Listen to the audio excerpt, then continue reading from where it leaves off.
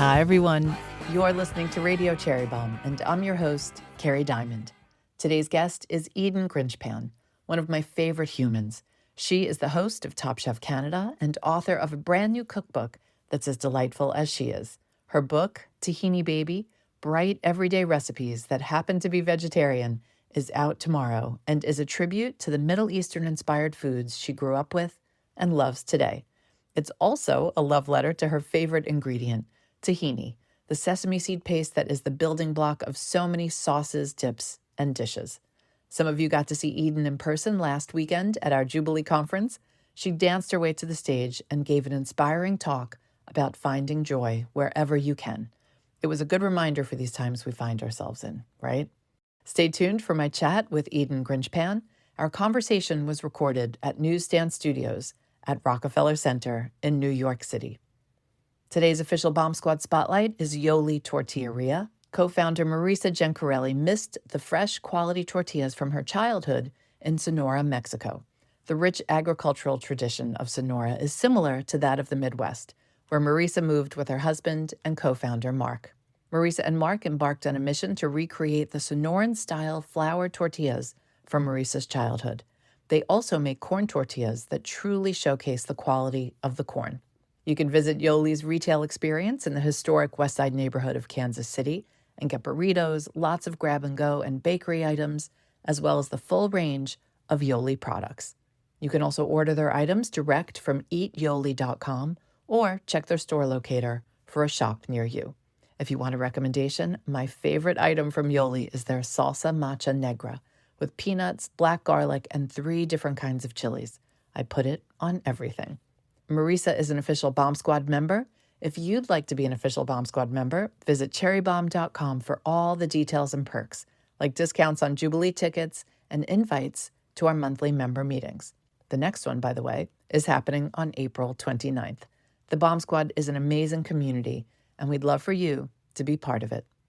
Now, let's check in with today's guest. Eden Grinshpan, welcome to Radio Cherry Bombe. Thank you so much for having me. I'm so excited to be here. So you are here because you have a fantastic new book called Tahini Baby. I do. I love the title so much. Oh, I got the baby teas. Oh, They're you coming. did? The Oh, baby great. teas are coming. Yes, I will tell them why we're talking about baby teas, because when Eden told me the title of the book, I was like, okay, we need a Tahini baby tea. But I also said, that's such a great title because Tahini Baby, it's like a lifestyle for you. Yes. Explain why that is. Well, when I came up with the name, I actually wanted to make sure that I was very clear as to where it came from and what it really means, because at first I was like, I love Tahini Baby. Yeah. Tahini comma. Yeah. Baby. Tahini Baby. And that is something I would say 100%. And I talk about tahini all the time. It's one of my all-time favorite foods. But I think what it really comes down to is I am a tahini baby. My husband's a tahini baby. Almost everyone in my family's a tahini baby. You're raising tahini babies. I'm raising tahini babies. And that's really what it comes down to is this condiment is really the backbone of the cuisine that I really love so much and inspires me daily. It's like a lifestyle. A lot of the food that I like to cook is very bountiful, very colorful, layered, approachable, just happy cooking.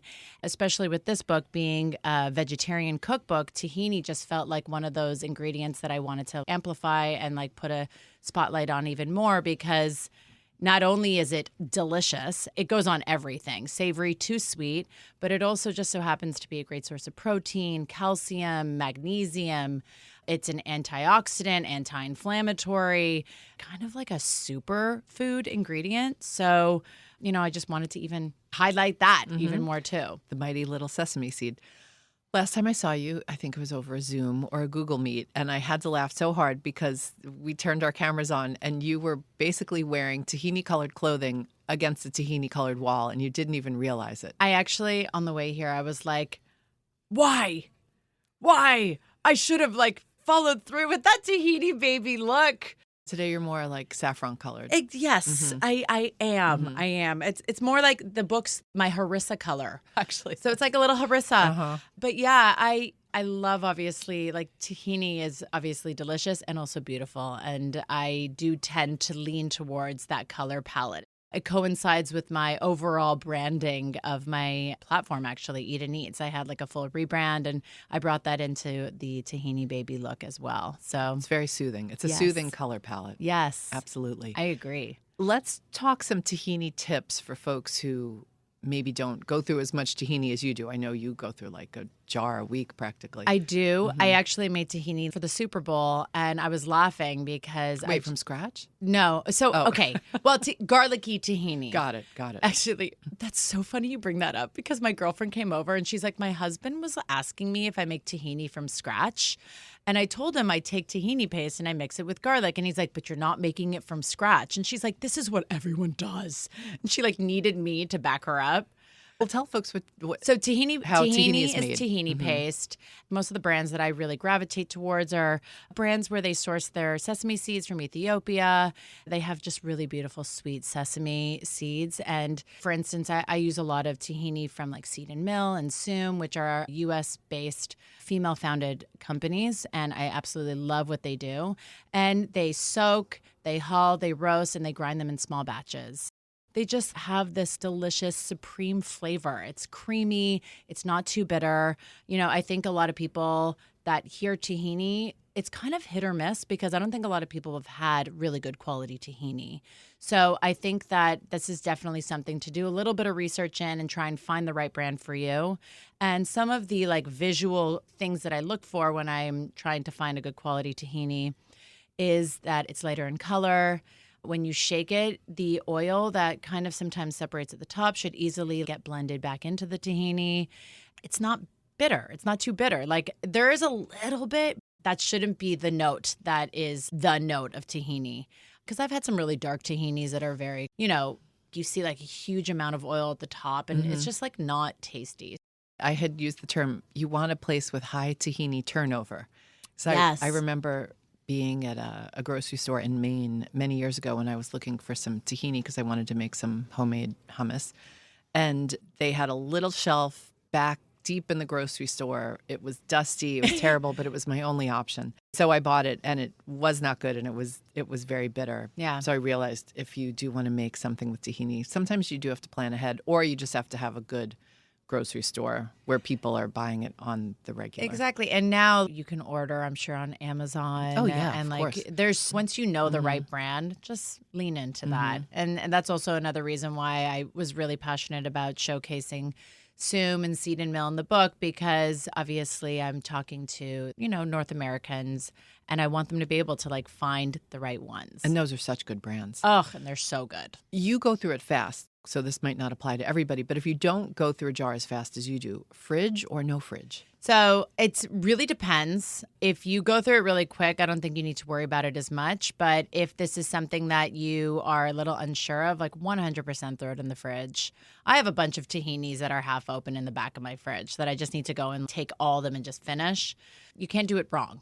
I don't love the squeezable tahini bottles. What? Because it's like impossible to get to the bottom? Yeah, I had to take and a if you have to chopstick. stir, I took a chopstick too. Chopstick! Yeah. It's the chopstick. Yeah, it's tough to stir. Yeah. I like the jar that has like a You big know opening. what? There's a time and a place. I really appreciate the squeezy for travel. Obviously, ease. Seed and Mill actually has a really good squeezy bottle option. And they also do some different flavors, which I really appreciate. They have like a chocolate tahini. That's too good. I ate that whole thing by myself. Danger once. zone. Danger. Like throw that But on really top of yummy. In case you're like, really? Chocolate? It's great. It's like the better, healthier version of Nutella. I don't know. You might be starting a war there. Oh, I don't know. I made a Nutella I actually made my own like tahini hazelnut chocolate Nutella on Instagram. It did well. It was Yeah, great. sure. So good. People do love their Nutella, I know. but if you've never thought about a chocolate tahini, you'll be very happily surprised. Mm-hmm. We'll be right back with today's guest. Did you know that the Cherry Bombe Podcast Network has the #1 baking podcast in the U.S.? We do, and it's called She's My Cherry Pie. Each Saturday, baker, cookbook author, and recipe developer Jessie Sheehan talks to the sweetest bakers and pastry chefs around and takes a deep dive into their signature bakes. If you've been wanting to level up your baking skills, this show is for you. Tune in for expert tips and tricks from guests like Claudia Fleming, Natasha Pikowitz, Zoe Francois, Christina Tosi, and so many more. Find She's My Cherry Pie on Apple, Spotify, YouTube, or wherever you get your podcasts. And don't forget, subscribe so you never miss an episode. Before we talk about some recipes, you've had such an interesting career. I do want to bounce to that for a second, and then we'll come back and talk about some of the recipes that you love so much. I kind of don't even know where to begin. Maybe we have to go back to high school. You were sort of the class clown, right? You weren't a bad student, but you weren't a great student, and school was a bit of a struggle for you. Yeah, school was definitely hard. I look back and socially was great. I was friends with all my teachers. I was friends with my principal. I would bail on class and go hang out with my principal. Like, it was a very interesting high school. I was a bit of a troublemaker. I couldn't really find my place in school. And so I really gravitated towards other things. Like, I grew up dancing, and that was very much where I got a lot of my love for performing and the confidence I think I needed. In grade 10, I actually discovered Food Network just by chance. I grew up in Toronto, and the Food Network Canada, they would have shows like Jamie Oliver, as like we do in the States, Ina Garten, the original Iron Chef. And I would watch. I was completely obsessed, very hooked. It actually started, it inspired me to get into the kitchen, which I think is actually, now knowing about the industry and knowing about how people relate with this kind of content, it's actually interesting because not a lot of people actually go in the kitchen and cook. A lot of people just watch it. So I started baking, and then I really loved the feeling of making baked goods for my family. My sister loved my cookies, and I just wanted to give her all these cookies. And then that got me cooking. And when it came time to apply for university, my dad actually was the one that suggested, why don't you go to culinary school? Because before that, I was like, please don't make me go to university, please. But you didn't put two and two together. No. You didn't think this could be a career. I have to follow this path that so many other people follow. Yeah. Straight from high school to college. Yeah, my dad thank goodness for your dad. Oh, yeah. Both my parents have been incredibly supportive and very encouraging. They clearly very, creative and think outside the box. And they could tell. I was like, please don't waste another 4 years of our time here. And so he suggested it, and I didn't even know about it. And then I looked into it, and just by chance, one of my closest friends got into fashion school in London. So we moved to London together. And we got an apartment, and I went to Le Cordon Bleu. It feels like it was, I don't know how many lifetimes ago at this point, but I was 18. Did it come naturally to you when you were in the classes where you're like, this is where I'm meant to be? Oh, you know what? I think back, I was a troublemaker. Obviously, everything I did, It's a pattern, people. Clearly, this has been something that's just, I've taken with me in life. It was something that I really loved. I don't know if it came super naturally to me, but I loved it. I'm also a lefty. So they were like, what do we do with you? They had to put me in the corner because my knife Couldn't skills. be bumping into everybody else. Oh, my God. Right? It was super awkward. Lefties are special. Oh, yeah? Yeah, there aren't that many of you. Oh, well, we're trying. But yeah, so it was great. And I got jobs working in restaurants on the weekends. And, so I was working in the industry and I was studying, and it was a great time. It was such a brand new, fun experience. I was away from my family for the first time, and I was with people from all over the world. And I made a lot of really great friends. It was great.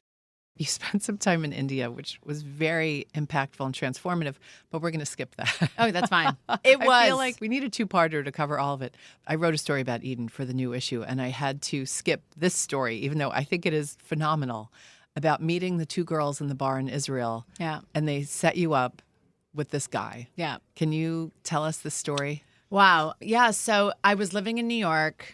I was dating this guy, and we broke up. And my parents were in Tel Aviv, and they were like, we don't want to hear that you're so sad. You're coming to be with us. So I flew there, and I was free and single and partying. And literally on the last day that I was there, I went to a party for my friend, and the bartender was a friend of mine.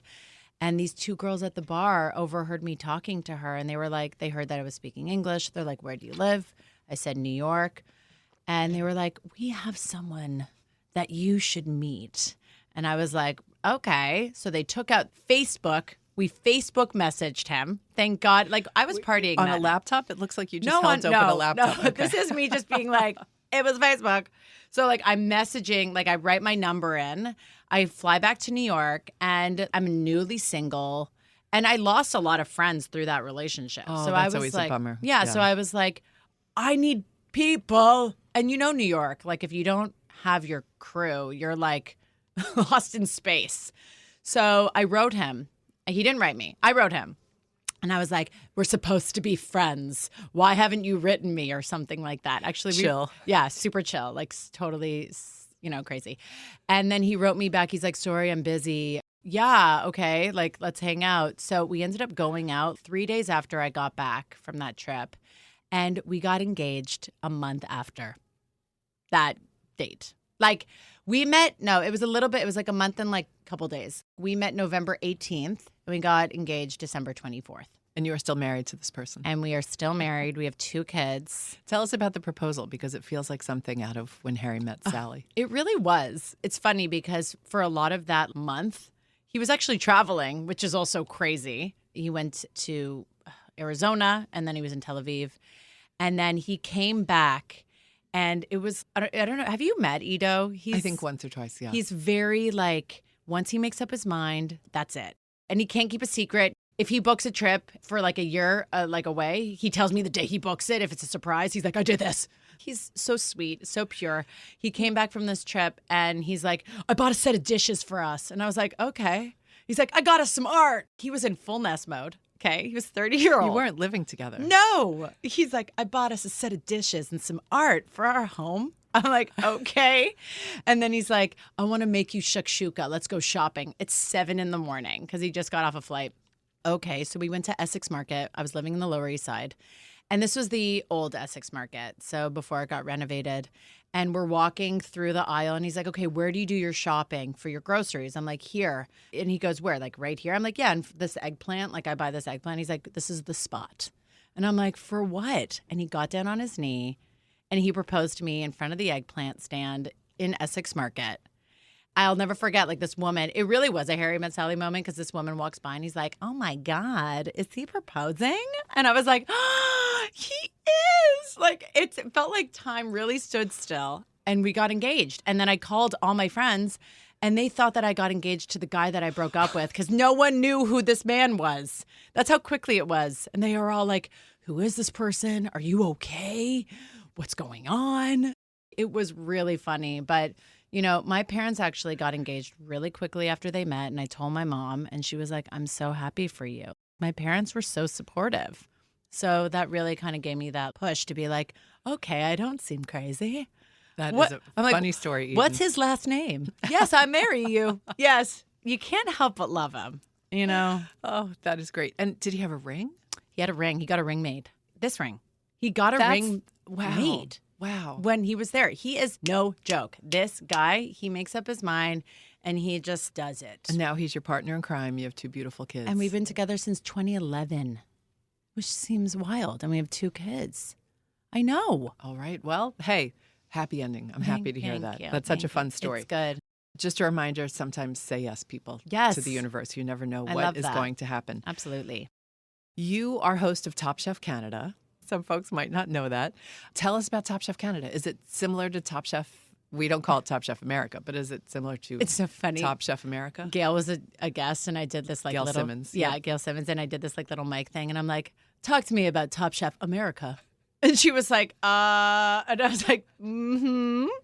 So it's funny you say that. But do you call it Top Chef America? No. That was me just having a full brain fart. But like, what's new?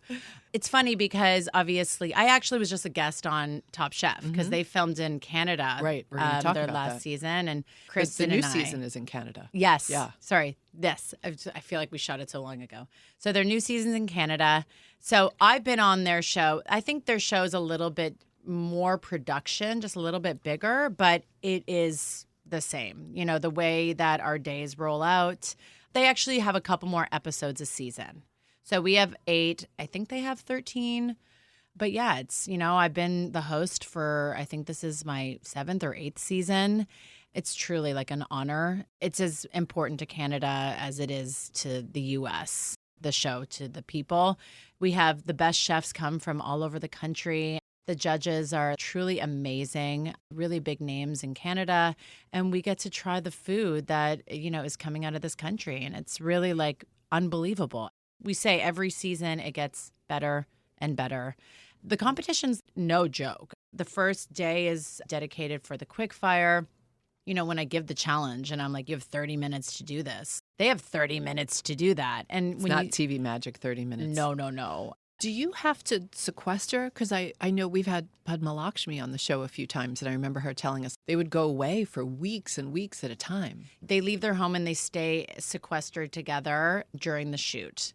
So, but we don't record that. Do you have to go away for a few weeks at a time? No. So no. I think that's also a bit different. But you get to go home at night. I go home. They stay together. The contestants. Okay. And I think they don't get access to their phones, from what I know, or they do, but very limited. And for how long is that? Ours is a month. Okay. Yeah. Could you live without your phone for a month? I really want to. I am ready. I'm going through a whole phase right now where I'm like, it's time to create some serious boundaries with this device. Mm-hmm. But that's mostly because I'm trying to show my kids that I don't need it. That's tough when it's not just something we do for fun, but for work. Oh, yeah. And you've got the cookbook coming out, so you're going to be in full promo mode. I'm excited about that, but I'm creating boundaries around it. Okay. Like That's when I'm good. with the kids, I'm trying not to be on the phone. All the things. It's not easy. So back to Top Chef Canada, you are the one who has to tell the contestants that they got to go. I know. It's so... And can you tell us the... pack your knives and go. Mm-hmm. It is so devastating. Still, to this day, I've cried so many times on that show. Yeah. Oh, yeah. I cry. I go, I give hugs. I can't...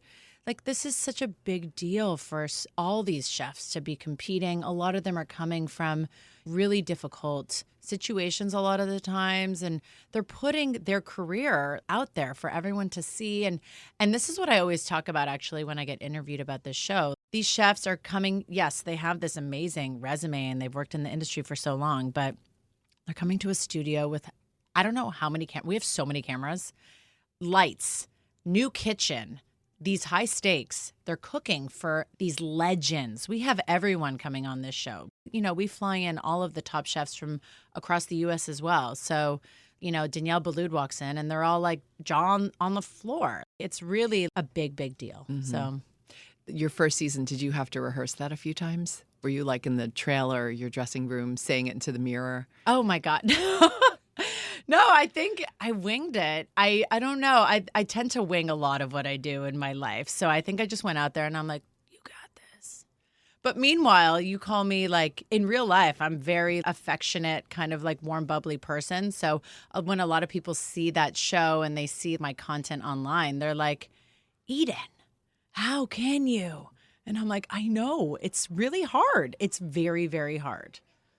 Back to the book. Tahini Baby. We're going to talk about some of the recipes in here because I truly want to make everything in the book. I'm so happy. It's just that kind of food that you want to eat right now. It's light, it's bright, it is healthy. Yeah. So I can't wait to dig into it. One of them that really struck me was your Safta's Baba. Tell us about that. Oh, well, this one is obviously very near and dear to my heart. This is a baba ganoush, which is fire roasted eggplant dip. It's really actually very a simple recipe. And a lot of it has to do with technique, which is simple. This is definitely obviously a recipe that was brought down to me from my dad, who obviously was fed this dish by his mother. So safta means grandmother in Hebrew. I don't know what kind of eggplant she was able to get back then, but apparently there were a ton of seeds. So the way he describes her making this dip was having to literally handpick the seeds out of this eggplant for her sons. Only a mother would do that for sons. So lovingly. He said she would do that. And when he comes over and I make it for him, he's like, did you handpick the seeds? I'm like, Dad, I love you, but there's not that many seeds in here, okay?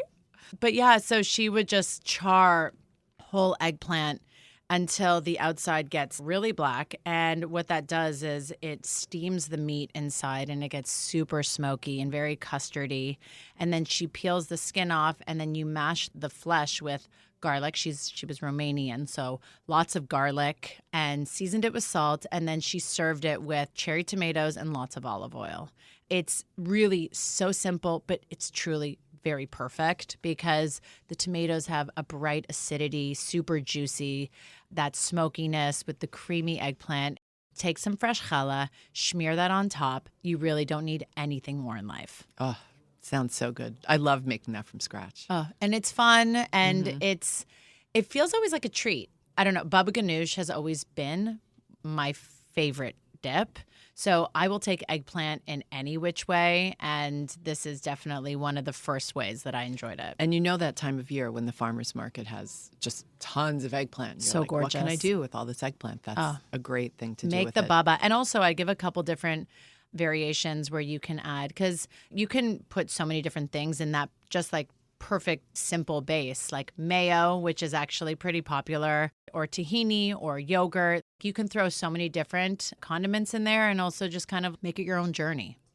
Your hummus. I want to talk about hummus, mostly just because I love how you say hummus. Hummus. A little different from how I grew up saying it. I've made unbelievable hummus by peeling the skin off the chickpeas one by one. Talk about love.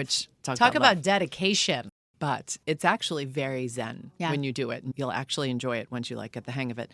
And I think it was a recipe from Smitten Kitchen via Mike Salmanov, the Philadelphia chef. And I loved it so much. But when I was reading your book, I was like, Eden's got an easier way to do this. Obviously, this is my second cookbook. Eating Out Loud came out in 2020. It's done really well. I'm so proud of that book. But I think also what I learned from it is I think people really appreciate finding really easy ways to make something delicious and fantastic. You want the best of the best with minimal effort. I wanted to try and amp up the creaminess for this, especially because I'm using canned chickpeas because I'm a mom. I don't have as much time as I used to.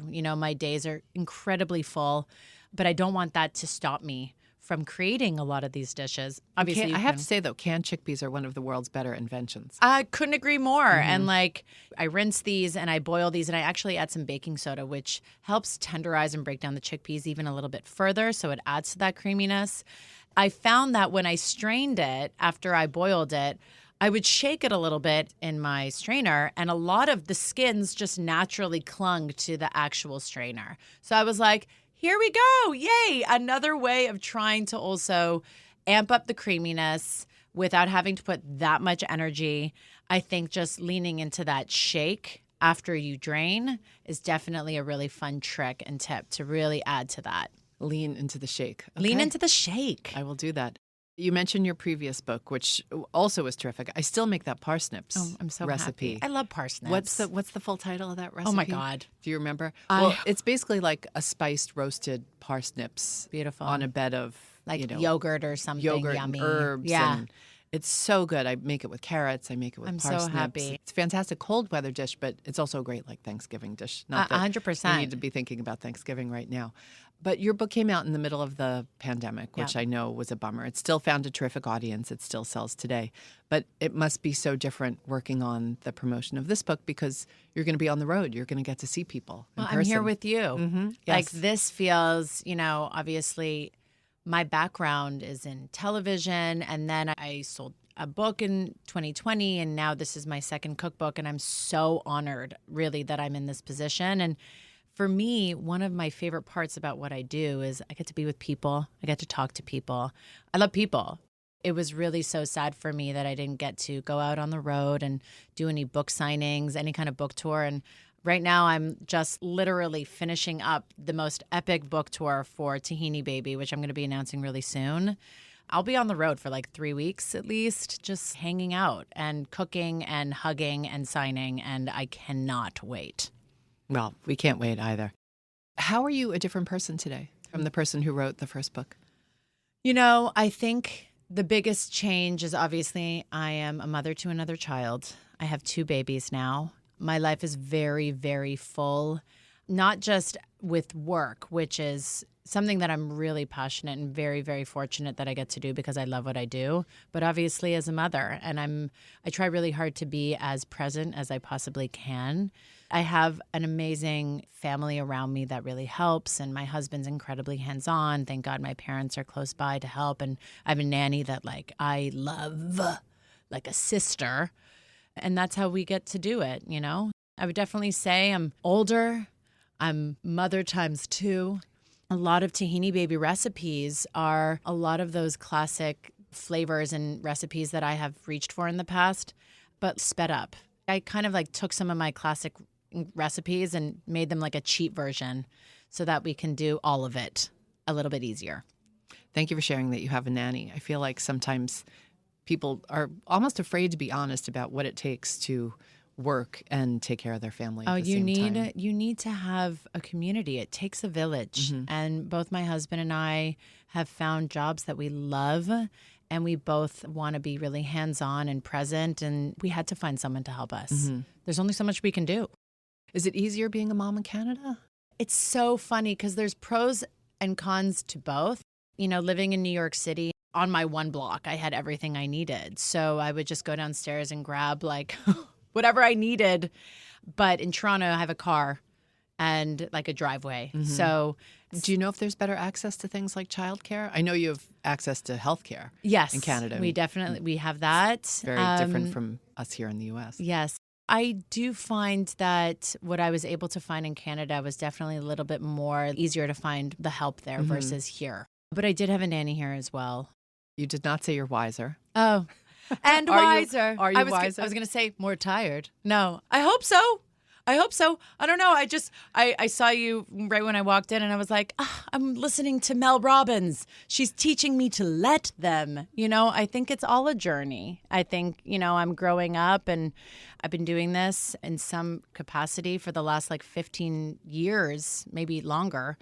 I think your work evolves with you and the things that you're interested in and the things you pay attention to. And those are the topics you want to talk about. And I hope that I'm wiser. I hope. Mel Robbins, the brilliant podcaster. God. She has made all of our lives better. She's amazing. Do you have a motto or a mantra? Oh, wow. I'm trying to really embrace what I'm doing is enough. As long as I am happy, I think that is enough. I think what's really, really challenging is we all have, obviously, we're going to talk about the phone, access to our phone. We see what everyone's doing constantly. And I think that it's really hard not to compare. And I'm trying really, really hard to just focus in and focus on things that inspire me and connecting with the people that want to be here with me and making them laugh and making yummy food. I'm trying to simplify and refocus. I think that it's definitely taking on that this is enough and also trying to appreciate what I have. I don't know if that's answering your question, but like I'm trying, you know, I got one of those journals where you're setting your intentions for the day, like an appreciation, you know, and I'm like, let's just like be here right now. I think I'm trying really, really hard. Because my dad always said, I quote my parents a lot, clearly. I love my parents. But he always said, it's not about the end result, it's the journey. And so I do find that a lot of the journey can feel frustrating because I want the end result. I guess not about that. It's about enjoying your day to day. So I'm like trying to kind of refocus that. What do they say? Comparison is the thief of joy. Oh my God. I don't want to, you know, say this for everyone, but I do feel like this is very common, especially having access to social media at our fingertips. It's really hard not to do that. I'm like, why can't we go back to the 80s? Simplify, go back. It's got to be so hard on teens who are using. Well, that's why I'm like, I need to show my daughter that I don't need this to be happy. Because when I put that rule in, when she's older, that we can't be on it, I need to follow those rules too. Are you good at trusting your gut? Oh, when it comes to what I do, yes. When it comes to, I think, parenthood, I'm learning. Because I have to wear two hats. So for what I do, I think instinctually, I like to create and do, and that's always really helped me kind of propel into the next phase of my life. So I think instinctually, that's always been something that's natural for me to just go where the energy is and follow my gut. But for motherhood, I've been a mom for almost 8 years now, and every day I'm facing something new. So thank God for Edo. Thank God for our relationship so I can roll things off of him idea-wise. But that's definitely something that I'm still learning. Let's do a speed round. What beverage do you start the day with? Oh, coffee. How do you take it? With milk, whole milk. What's a favorite cookbook of yours? I would say Jerusalem. Yotam Ottolenghi is probably one of my biggest influences. I love him. Love Yotam. Hi, Yotam, if you're listening. What's always in your fridge, aside from tahini, which you might not even put in your fridge, but what's always in your fridge? Eggs, yogurt. Most used kitchen tool or implement? Aside from my knife, I love my microplane grater and my tongs. Favorite snack food? Chips. I love chips. Favorite food as a child? Waffles. What's your favorite food smell? Oh, that's tough. Maybe like a vanilla kind of cakey waffle smell, like a cake, vanilla cake. I love vanilla. Whenever I open it, I'm always like, Oh, so good. Like comfort. What are you streaming right now? Ooh. You know what we just finished, actually? Lioness. Oh, was it good? Fantastic. We loved it. Nicole Kidman, right? Very good. What's your favorite food film? Oh, okay. I love It's Complicated. I watch that movie all the time. The part where she gets stoned and eats the cake.